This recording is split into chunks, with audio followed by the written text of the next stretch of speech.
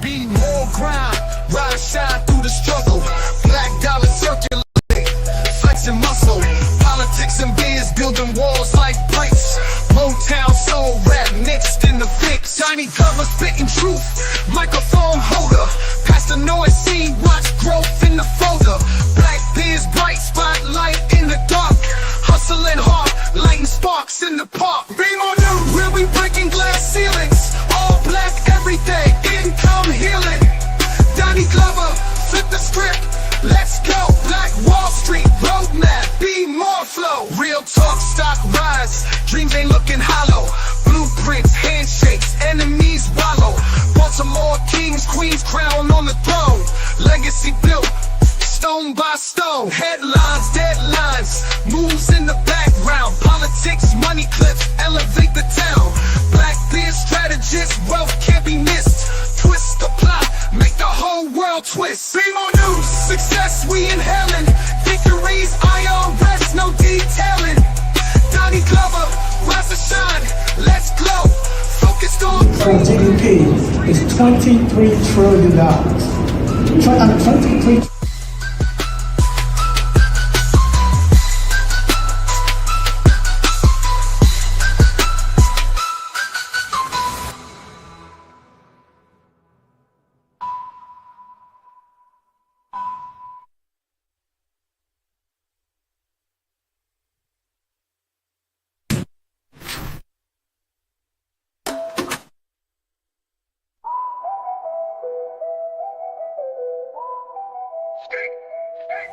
Be more grind, rise, shine through the struggle. Black dollar circulate, flexing muscle. Politics and biz building walls like bricks. Spitting truth, microphone holder. Past the noise scene, watch growth.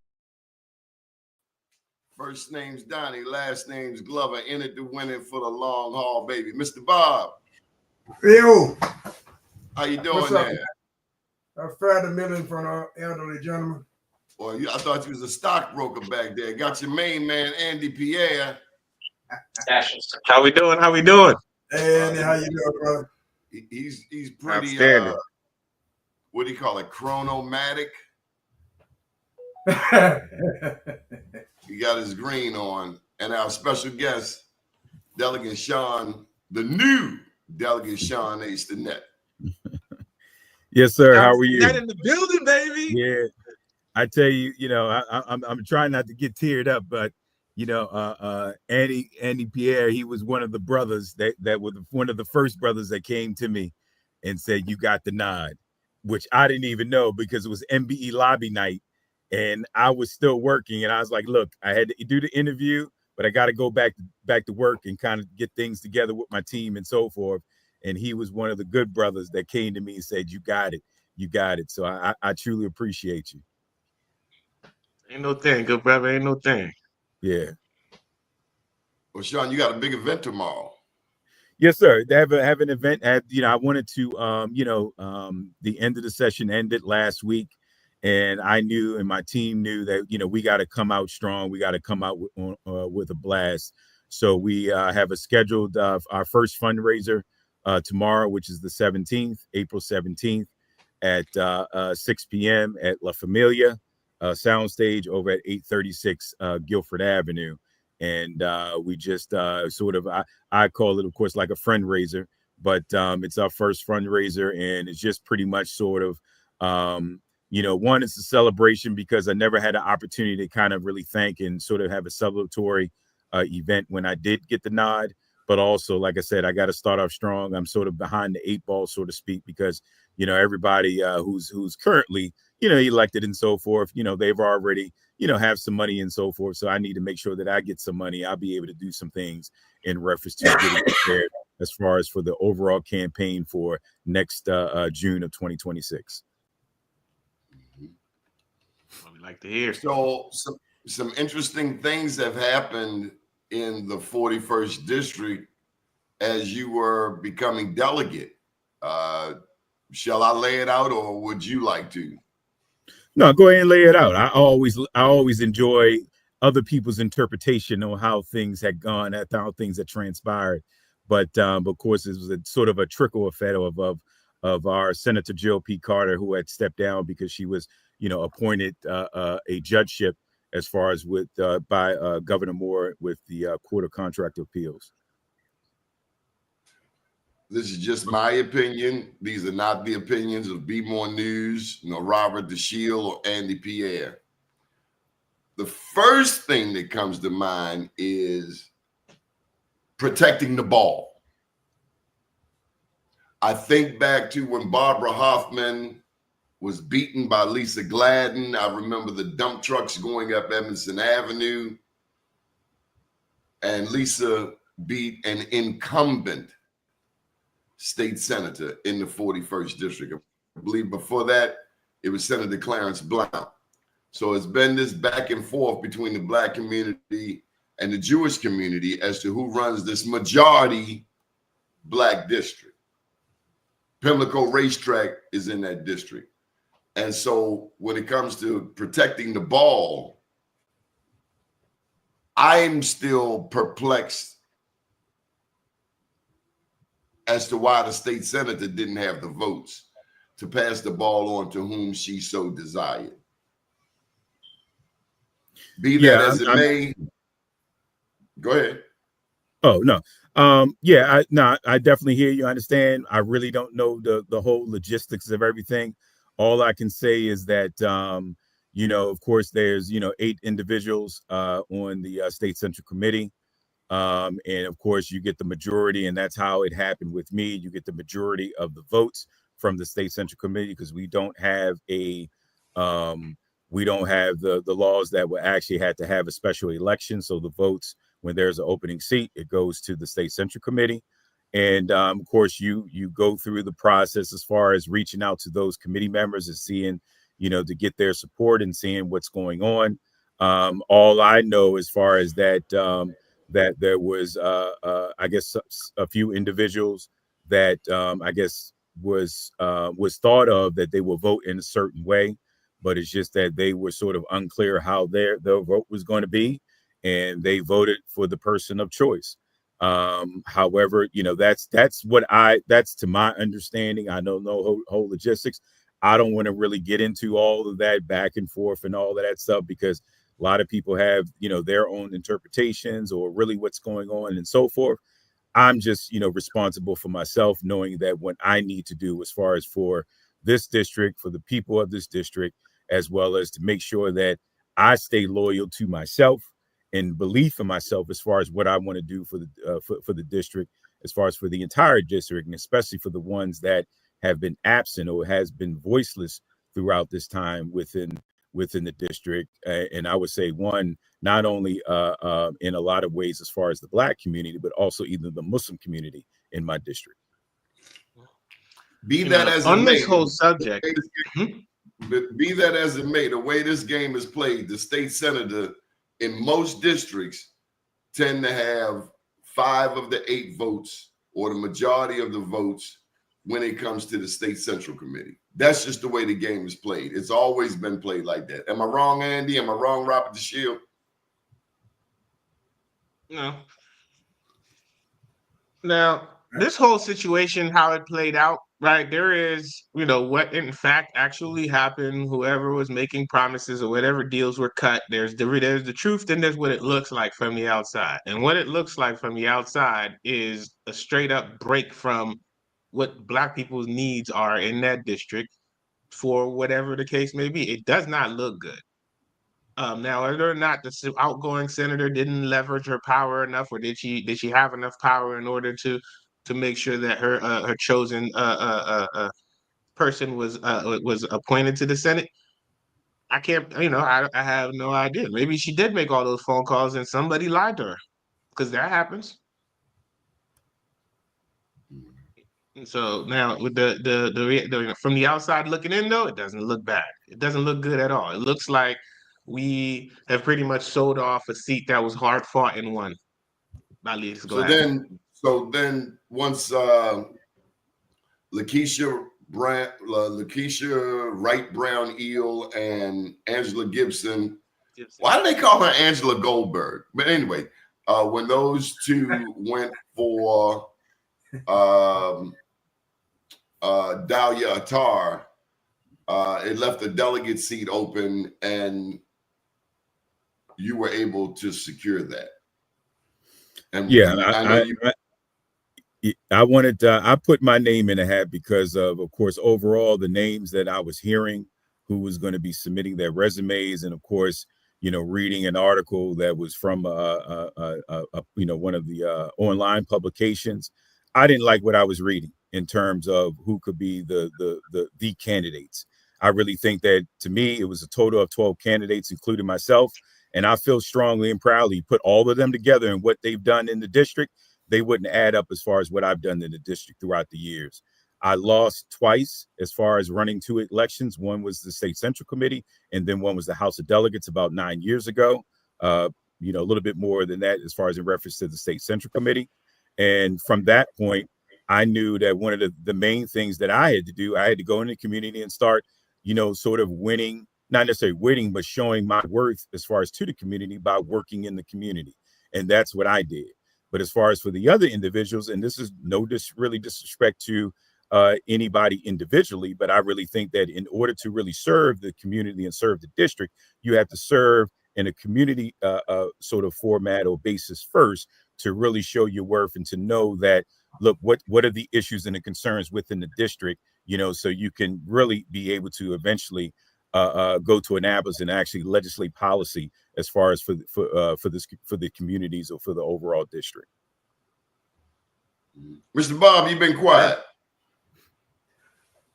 I speak about those things of which I have knowledge, and when I don't have knowledge, I hold my peace. Well, let's shift out to your way, Mr. Bob. Did you hear the story of Pleasant Yacht Club? Tell me about it.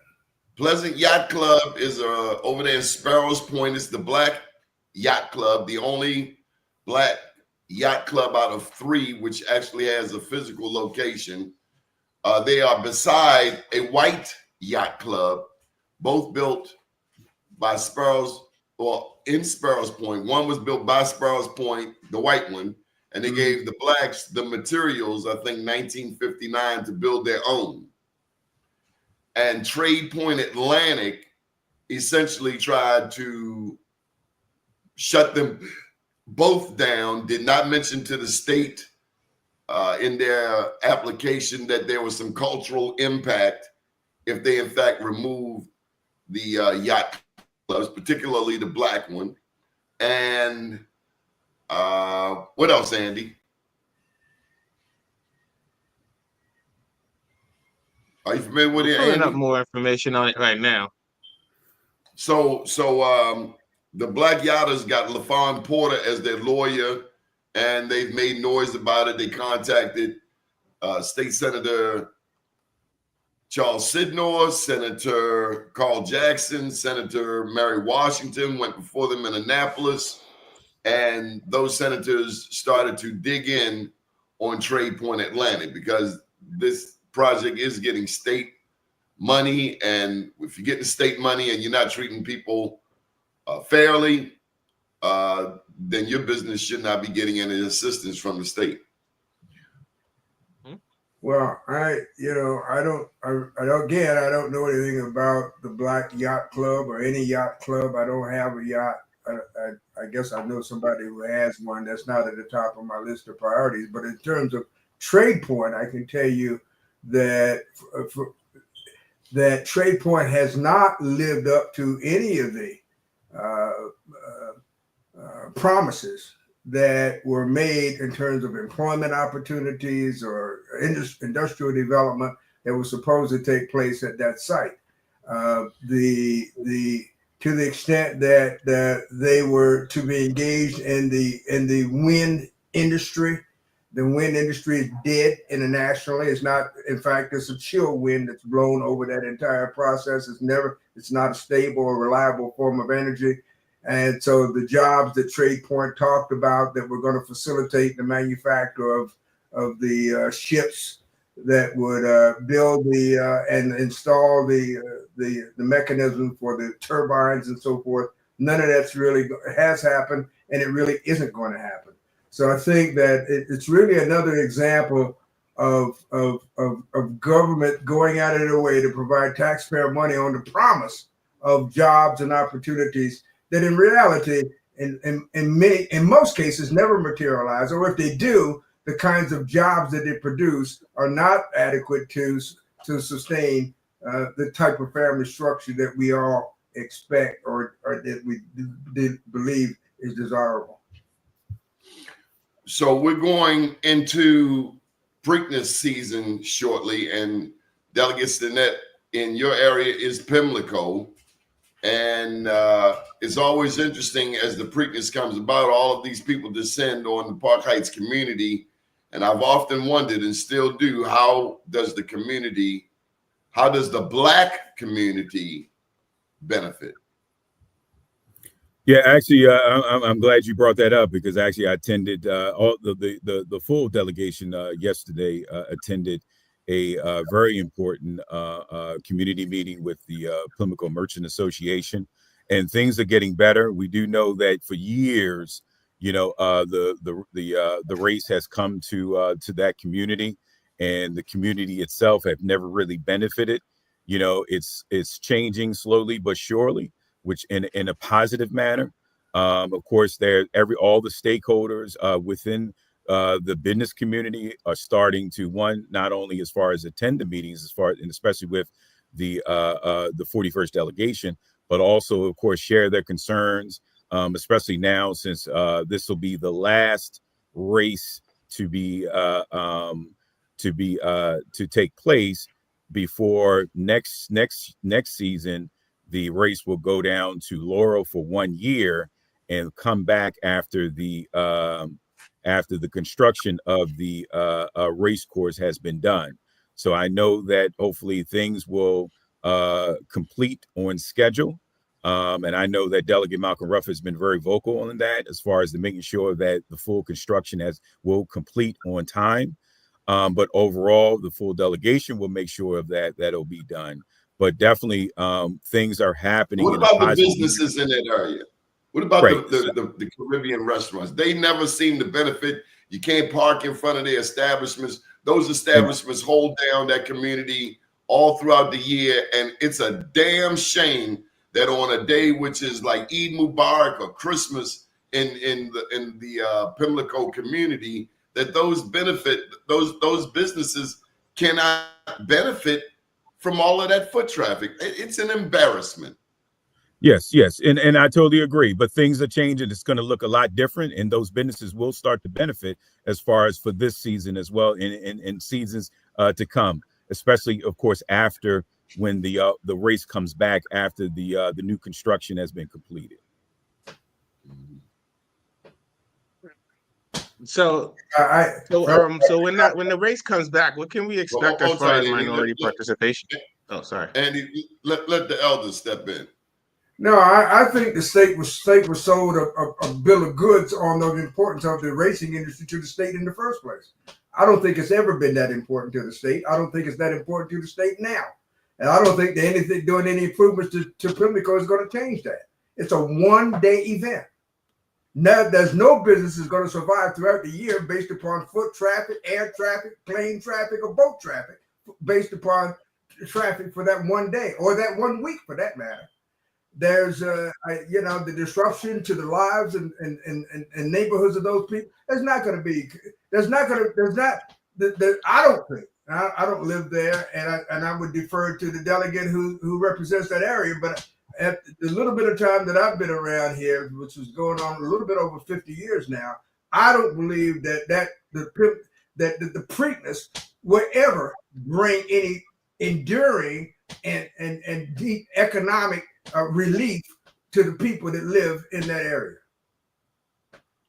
Well, what I can say, one, I say, of course, I just got there a little bit over, we're going on 2 months now, but just sort of having the understanding, I think that, and you're exactly right. This is a one-day event. You may have several days, because Friday you have Black Eye Susan Day, and you kind of lead up to that event on Saturday. But that could, we never know how it could make or break, a business. But of course, that's just a one or a couple of day event. However, I can say that you do have something that I worked on prior to me leaving the mayor's office, when I was with the mayor's office at the time, and I was serving as the director of Baltimore Main Streets. Now you have Park Heights Main Streets that's actually been installed.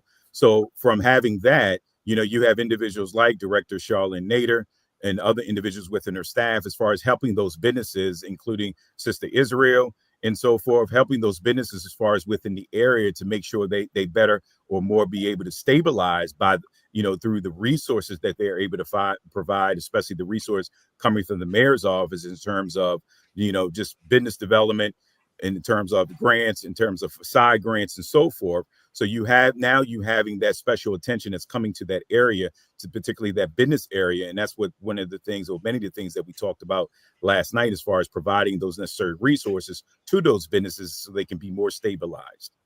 Do you think Black people have a reason to celebrate the Preakness? Well, I think they have a reason to celebrate just a great event that's happening in their area and for them to benefit from. Of course, it's been a challenge for them benefiting from for years, but I can say that things, at least where I see things, the way things are in the pipeline, that it's changing. That's my problem with going to any big Black event. No slight to the promoters, but what's there to celebrate? Well, yeah, I think Donnie. I don't want to wear a seersucker suit or take my lady in a sundress and sip on black-eyed Susans with sun hats when you go right outside these doors and nothing's changed. And so we as a people, we love to party. We love to party. I don't know that this is something worthy of partying, celebrating at the present, personally, right now, myself. Just well, one question. Yeah, we as a people, like every other people, love to avoid pain. And the best way to avoid pain, one of the best ways to avoid pain is to engage in activities that produce pleasure, whether they are of any real economic benefit or not. Every stadium loses money. M&T, Ravens, all of them across none of them make money.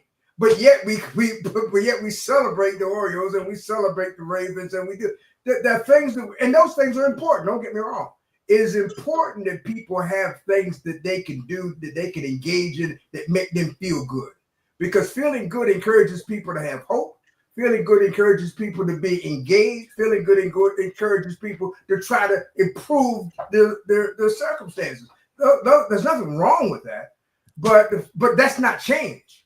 That's just feeling good. You got to take that and you got to look beneath that. The reality of it is people's lives aren't going to change in Park Heights or anyplace else unless they get more income, unless they can afford to purchase the things that they need to live on without spending their last dollar for it. Those things, those things have not changed. Sure. Question about the Pimlico. So the Pimlico racetrack really doesn't do anything else throughout the rest of the year, just to race?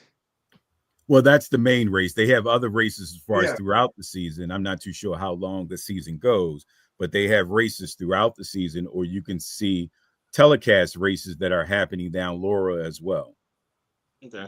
So it's always open, and then also it's open with folks that rent the venue for different activities as far as within the community or even beyond. They rent the facility. So there's some community events happening in there. Yes. Okay. Yes. Mm-hmm. Yes. Sean, you want to plug your fundraiser one more time? I know we only asked you for a few minutes. I don't want to tie your evening up. I'm sure you got phone calls to make. I wanted to tell you, Mr. Bob, who is the most tenacious fundraiser candidate you ever worked with? The most tenacious fundraiser, the one who wouldn't let you off the phone without a commitment. Mm-hmm. The one who make phone calls from 10 a.m. to 1 p.m. every day. I really don't know. I know two or three who've done that, but I don't know who you regard as most tenacious. Who do you think it is? Sheila Dixon. She's one of them. I've known others. Catherine wasn't bashful. Are you bashful, Sean? That's the one thing that keeps me out of politics. If I'm gonna go out there and beg Mr. Bob for money, it's gonna be for Be More News, not for state delegate. Yeah, it's hard. It's always been hard for me ever since I even chose to put my name in the hat years ago. But it's hard. But of course, I sort of now at this point have a leg up because now I have the title. But I'm getting adjusted to it. But I think that I know years come. Hopefully, I do get elected for a 4-year term, and people support me, and as far as through my actions and through my policy in terms of sponsoring bills and so forth, and get them passed, and they support me by what I do. Of course, I'm gonna say a whole lot right now. However, now I know that I got to put some meat to those words that I say and make sure that I prove as far as that of my worth. I was at No Struggle, No Success event the other day, and then Karen York had mentioned, say, hey, now we're watching you, Sean, and I'm glad. I need to stay on point, and that's what that's what I hear. I know it comes with it. I'm disagree. Sorry? You've done the work. You need to raise that money. Yeah. You've done the work. I'm on a new side now. So if I need to, so please, I'm glad you put me on this platform, and then hopefully I can get some support from the the 3 of you. I'm sitting there counting myself, but yeah. So hopefully I do get the support and everything, and I'm just ready to go. But I do want to say one thing that kind of reminds me on what Bob had mentioned. One of the big events that I know that Park Heights Renaissance and Yolanda Jiggets are really doing as far as in terms of the Park Heights community is they have in the 4th annual George Spider Anderson Music and Arts Festival. And that's going to be happening May 10th. And they're going to have a lot of different vendors as far as, of course, across the city. And they're going to have some special guests from Dougie Fresh and MC Light and so forth. So now different things are starting to happen as far as with the community that you can celebrate certain things to feel good. You know what I mean? To make sure that showing the community's worth and so forth, that we are the community, and we're here and we're not going anywhere. So we're now being able to showcase our part as far as within the community. Do you know how much money that community has garnered from the Racetrack Impact Fund and the other funds that have been allotted because of Pimlico Racetrack? Is there any record on what has been raised, what has actually gone to the Black part of the community? Because we know the white part of the community has had their own planning sessions. I was with Rhonda Wimbish and Michael Haney. Angela Gibson was in that room. Bill Cole was the speaker.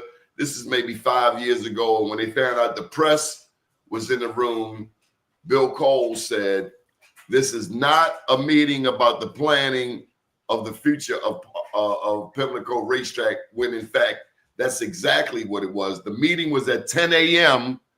on a Sunday morning, which is holy hour in the Black Christian community.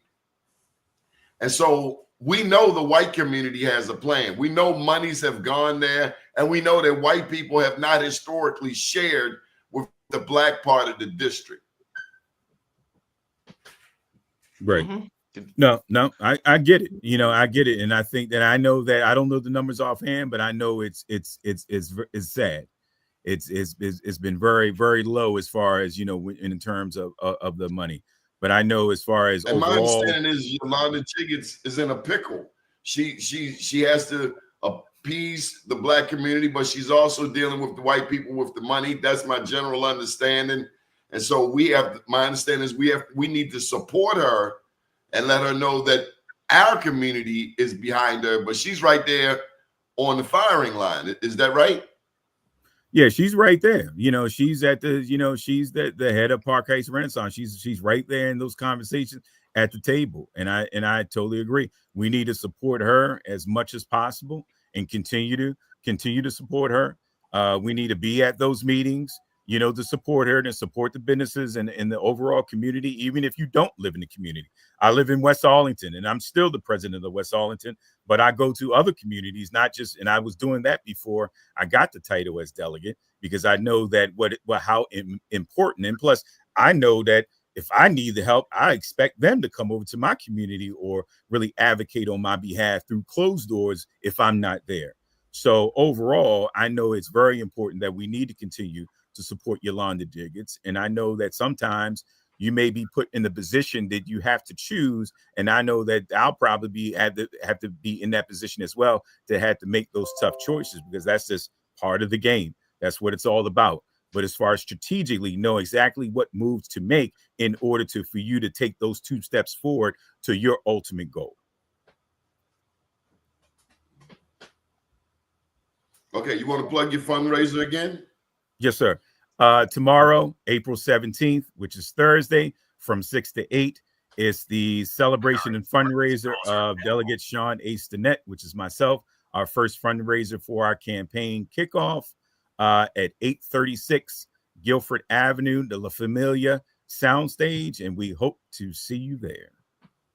Do you have other fundraisers already planned? And I'm glad that you have this one so close to the end of session. To me, that says you were planning while you were in session, but I imagine there will be a series of fundraisers. Yes, there will be a series of fundraisers. We have a few things in mind, but really no concrete details in place. But yeah, we'll have a series of fundraisers, because I got to keep on pushing. I got to keep on working hard as far as to make sure that once that election day comes up, I'll have no limitations as far as on me putting my name, brand, logo, everything out there, and hopefully be able to get the enough votes to be able to be serve 4 years in this position. I got to ask you, was the community, from your perspective, disappointed that Angela Gibson and Lakeisha Wright Brown Eel did not support Malcolm Ruff for state senate? Yes, because they are Black? Right. Yeah. No, I did hear some rumblings and so forth that that at least I think overall folks had the assumption that it was going to be a tie between the 2 candidates. And of course, if it's a tie that the Central Committee can't break, the vote would go down to the governor. So that was the anticipation that a lot of people thought that was going to happen.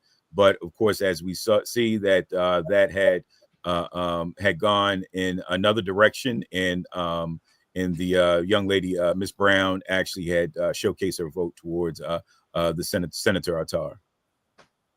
Now, Andy, Angela Goldberg, I get ready to say Game Goldberg. Angela Gibson voted for herself, and then Lakeisha didn't even show up. Oh, right. In terms of my selection. Yeah. Yes. So the votes was 5-1-1. But yeah, Angela Gibson had voted for herself, and then I got 5 votes as far as, and that of course became the majority, and that's how I got my selection. And my selection came from which, folks on the Central Committee told me why they were voting for me, and I agreed the same. They voted as far as because of my record. They knew a couple of people that had voted, didn't know overall the full slate of candidates. However, just comparing as far as myself and the other candidates as a whole, folks had said that, hey, you might have been a hard, ASS as far as in terms of with myself or with other people overall. But they could not deny as far as the work that I've done as far as throughout the years. And that's pretty much why I got the 5 votes. Mr. Bob, Andy, what does it say when 2 Black women vote for the Jewish lady versus the Black man? And then they both put themselves in a race that neither one of them, one got 1 vote, one got 0 votes. What does that say about the Black people politically in the 41st district? Say anything about the Black people politically. It says something about them two ladies, because it's like you whatever deal you made was a bad deal. It's like, you didn't just, and some folks tend to try to put their own self-interest or their own wants and needs over the overall needs of the community. And I really do think that there is a historical context that was forgotten during that vote. Again, I try to limit what I say to things that things that I think I know a little bit about. I don't know but I have been around long enough to know that when a deal's been made, and I'm telling you, there was a deal made. And, Okay. and it looked a lot like the same kind of deal that you would have if there had been a tie vote. And I'll leave it at that. Well, Sean, thank you for joining us. Anything else you want to add?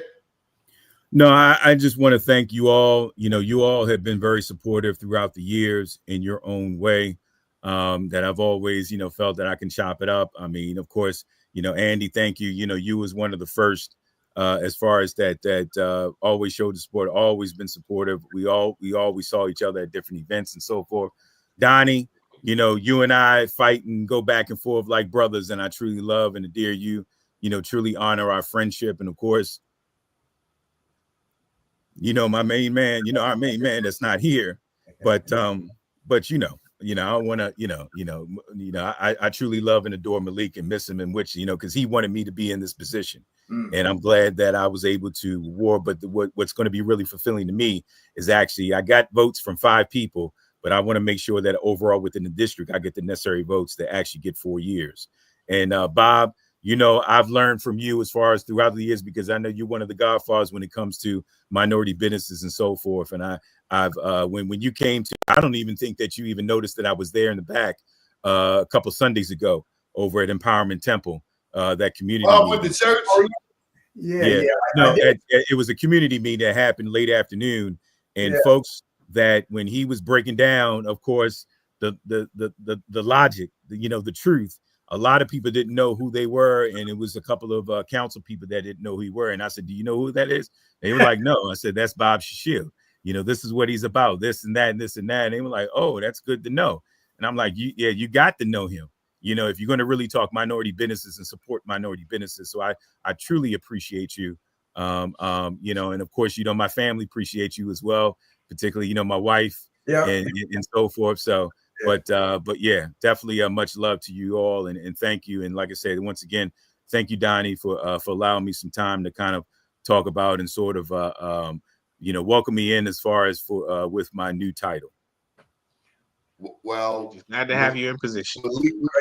Malik Rahman would swing on me from heaven if I didn't, and I appreciate how you have helped Black businesses in the city and in the state, and I like the work that you do with young people in terms of cleaning up Northwest Baltimore. Yep, and we're going to be out there soon. I just got to make sure I put my, coordinate my time right. But Baltimore Clean Streets is still going to be happening very soon. We're going to get back out in the streets. Of course, I had to make sure that ethically I can still commit to the organization, which I got everything and got a good okay from the folks to be. So we'll be out in the next week or two. And you supported Black media. Gave you a thumbs up. We appreciate your support of Black media. Yes, sir. Thank you. We wish you well. Thank you. Wish you well. Good stuff. Mr. Bob. Yes, Mr. sir. Bob, you've been quiet today. Why are you so quiet? What can you talk about today, Mr. Bob? Daddy, I've been talking all day. I did the thing with the Undertaker. I call him Carlton Douglas on his little show at whatever station that is at 1:00 this afternoon, and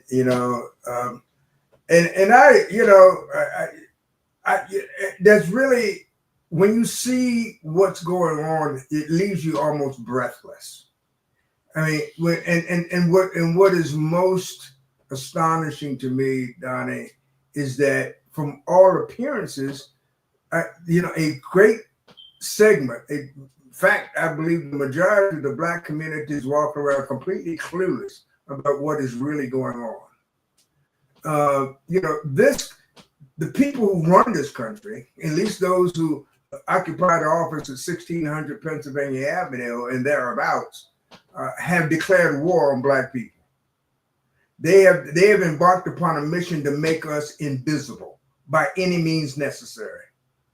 And we walk around day to day like our lives like we're completely oblivious to it, impervious to it. We don't understand that when they get rid of DEI, they're really saying get rid of Black folk, because they presume that anybody Black who has a job got it at the expense of a more qualified white person. That's a presumption. And as far as they're concerned, as far as they're concerned, it's irrebuttable. It's ridiculous. It's irrebuttable. And it all stems, Donnie, from the concept of white supremacy. And what is most frustrating to me is even in this day, too many black people still believe in that. Can I say the concept of the notion of white supremacy? Because white supremacy, to me, does not exist. It's in people's minds. Yeah, but I've never been raised to think that anybody was supreme to me. That's in your mind. That's in their mind, that they think that a certain group of people think they're supreme or superior. Well, you know, and that's an inference that's been drawn from who happens to be in charge of particular institutions from time to time. We assume that people in government jobs are the best suited people to occupy those positions. And because they're in the positions, we assume that they know what the hell they're doing and that they have the best interests of all the people in mind as they go about their daily jobs. None of those assumptions are based upon fact. They're all suppositions. They're all presumptions. Yes, I agree. Yeah. I have a slightly different take on this attack, this war on DEI. Because ever since I found out that minority classifications was not talking about strictly like minority folks like blacks, brown, Hispanics, that it was also talking about white women. Yeah. That always stuck with me. Because if you look at it, and you know, some of my Republican folks that I talk to and regularly communicate with, one of the things that they're always harping at is women. Women this, women that. Oh, the wage income gap is a lie. This, that, and the other, right? And so it dawned on me the other day, and I've been batting this idea around in my head for a few weeks now. But it's like, what if this whole war against DEI is really just them trying to get their women back to being barefoot and pregnant? It could just very well be an attempt to put white women back in the kitchen. White women we've also known that white women have tied themselves to our struggle, and it's been helpful in some instances. In some instances, it hasn't. And what in the world would that have to do with telling the Smithsonian to get rid of exhibits on slavery? What in the world would that have to do with telling the National Park Service to take Harriet Tubman's name off the Underground Railroad? What in the world would that have to do with taking Jackie Robinson's name and other names of military people who served with distinction out of the annals and of the records of the military institutions of this country? That ain't got nothing to do. And I agree with you that the primary beneficiary of MBE programs in the state of Maryland has been white women. But that's more men. I call that that's habit. That's habitual, because you get rid of them and you haven't changed the economic structure. Their money was going back in the same pot as it was there before. They were just splitting the pot differently, moving it from right hand to the left hand. The real impact of this attack is, and I'm telling you, no doubt in my mind about it, the real target is black people. How much? Because I mean, we taking a lot of the hits in the teeth, so it's hard to say that it's not the real target, or because we are definitely taking a lot of the hits. Yeah. So and this guy and people keep acting like the courts are doing this, and Trump. There's been a zillion courts, including the Supreme Court, that have rebuked Trump at many different levels. He doesn't care. Don't you get it? He's above the law. He's not just elected, he's anointed. He doesn't give a damn what the Supreme Court or any other court says. He's above man's law, but there's this thing called the law of the universe. Some call it karma. And when it hits him in the back of his head like a boomerang, he will FOFA. That's the new term out there. He's going to find out. Well, and really, no, FAFO. Yeah. And Donnie, is the real tragedy that is that not so much him, because if anybody's known anything about Donald Trump, they're not surprised by anything that he's done. Everybody in his family told us what he would do. Michael Cohen, his sister, his mother even said, if he wasn't my son, I wouldn't even love him. So we all knew that, and knew he was a narcissistic, obsessive, compulsive, I'm in charge, I'm it kind of individual. We all knew that. But look at the people that he surrounded himself with. Look at the people. Look at the Stephen Millers and devout racists. Look at the Steve Bannons. Look at the Pete Navarros. Look at the Pete Hedwicks. I found that these devout racists do love black women. Say what now? I found that the most devout racists still love black women. They also love their pets.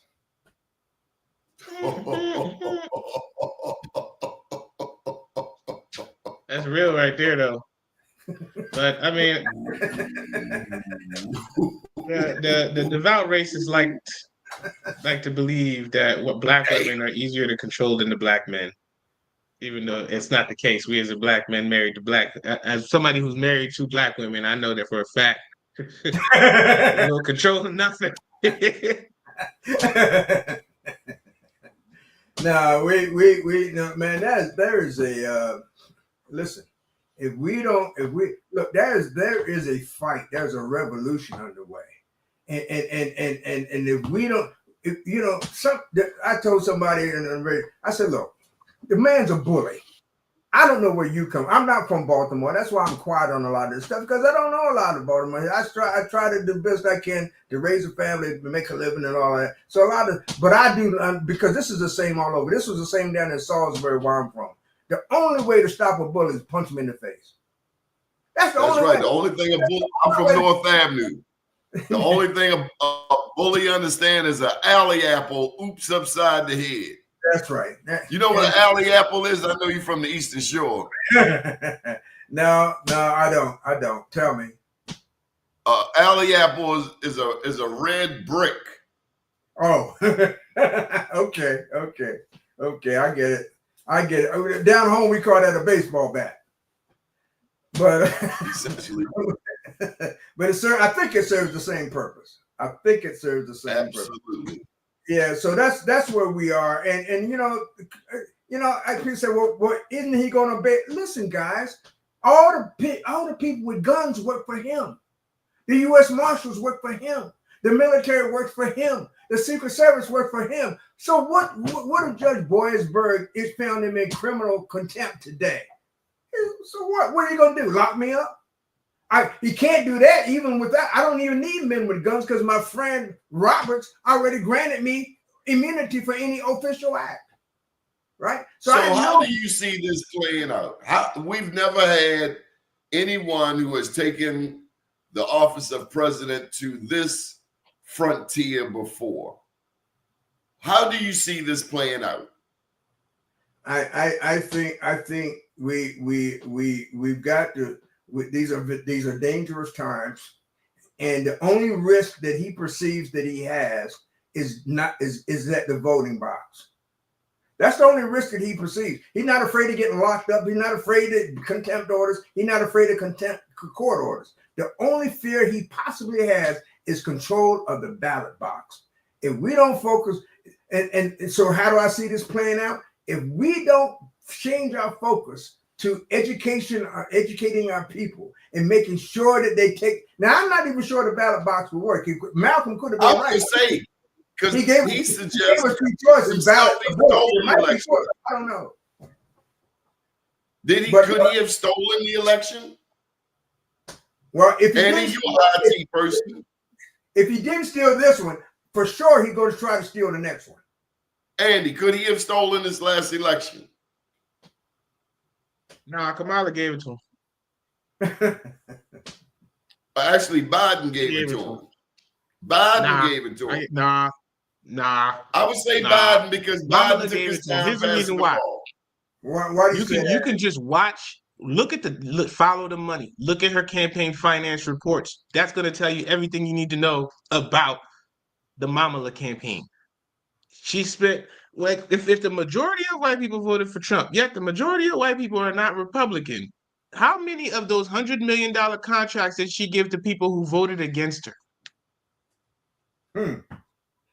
You look at operators in PA, you look at operators down here in Maryland, like, how much money did Kamala put on the ground? In PA, where she needed them 19 electoral votes. She was not trying to play with the party. So why did she do that? Because that's what her handlers told her. It's me. Because Biden, when he comes through PA, guess what? He works with all of the black operators. He spreads the money around. So no, we can't even say it's Biden. Shorty came in with her own mindset, thinking, I'm going to recreate the wheel and do my own thing. I don't need all of these street guys. But it's like you cannot win in you're not gonna win in a district if you're not putting money in the pockets of the people who live in that district. If you're not paying somebody's bills, you better not think that they're gonna leave work and go talk about you. They're not. Well, she never had to be black to win anything before. This Exactly. is You have all of these resources, records amounts of resources, and you're paying little white college students to go door knocking for you? Yeah. In black areas? Yeah. That's How about crazy. this? And she's still raising money. She's raising money like she's still running for office. She never stopped raising money. I am confused. I'm trying to pay her bills at this point. Well, her husband went to work for one of those law firms that capitulated to Trump. Her husband went to work for one of those law firms that said, okay, we'll get rid of DEI in our hiring policies. They said, okay, we'll stop bringing students who come from law schools that still have DEI.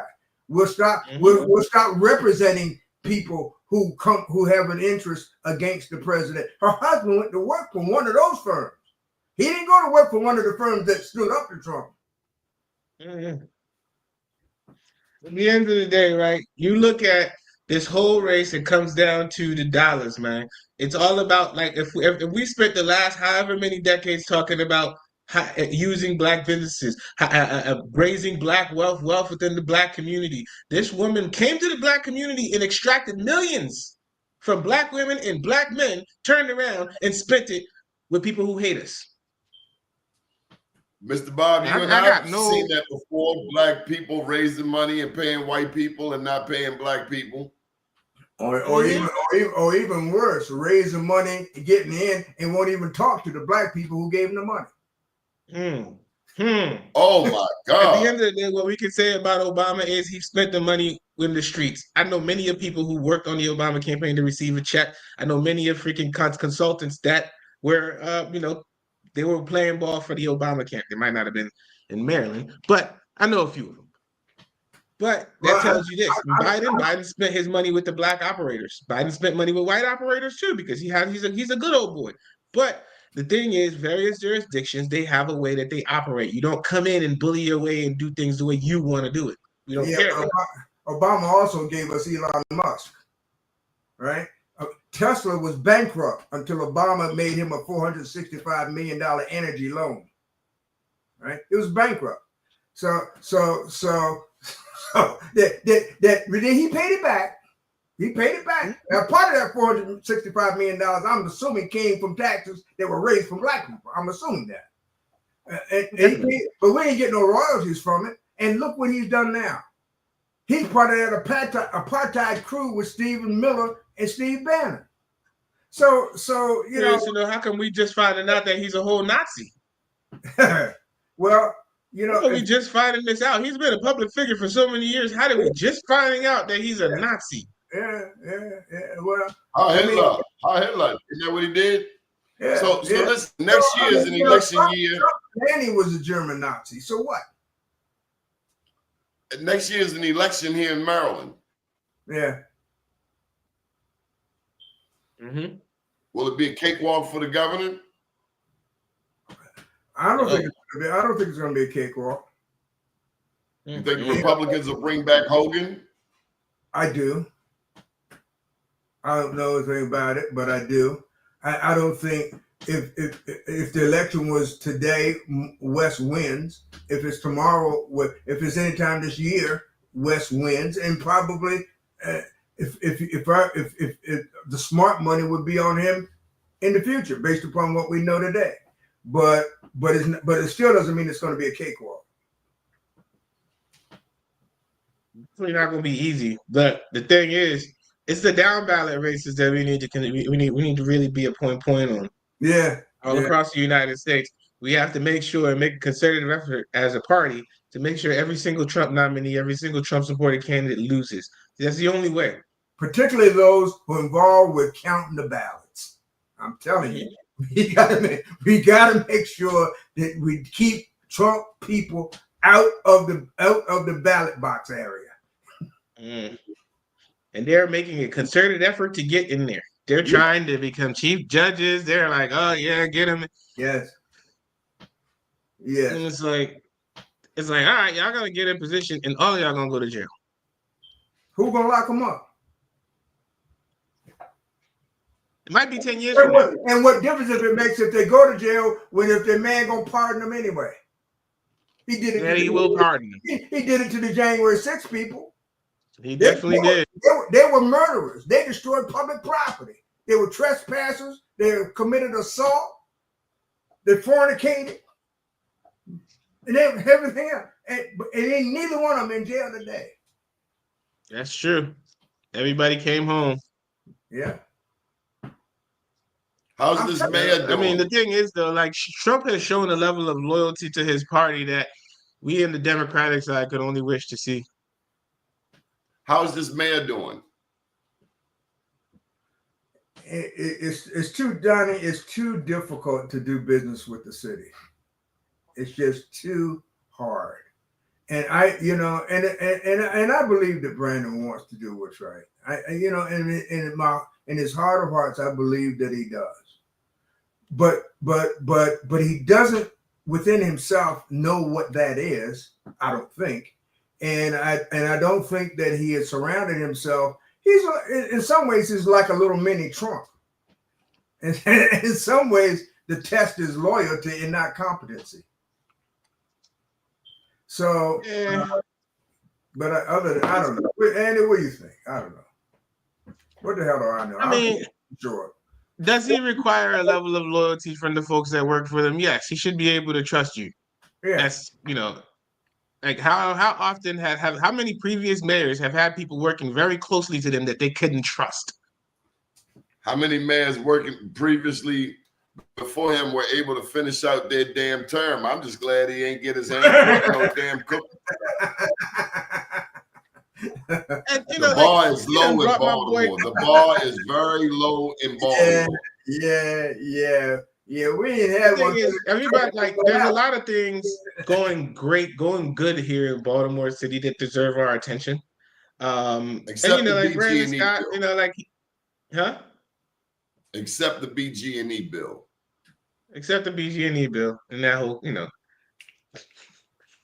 But you in Rosedale? Is that Baltimore in comparison, City? Are you Baltimore City, Andy? Am I in Baltimore City?